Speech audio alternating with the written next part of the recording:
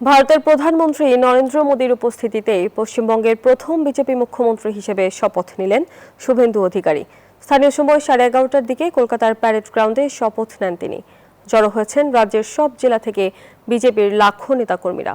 এর মধ্য দিয়ে বাংলায় প্রথমবারের মতো শুরু হলো বিজেপির শাসন।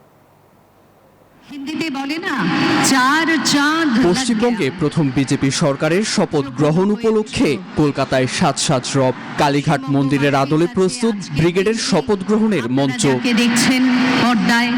বাংলায় উঠছে গেরুয়া পতাকা। ভারতের প্রধানমন্ত্রী নরেন্দ্র মোদীর গাড়িবহর ঘিরে লাখো সমর্থকের উল্লাস। একসঙ্গে যোগ দিয়েছেন প্রধানমন্ত্রী নরেন্দ্র মোদী, প্রতিরক্ষা মন্ত্রী রাজনাথ সিং ও স্বরাষ্ট্রমন্ত্রী অমিত শাহ। উপস্থিত বিজেপি শাসিত 20 রাজ্যের মুখ্যমন্ত্রীও।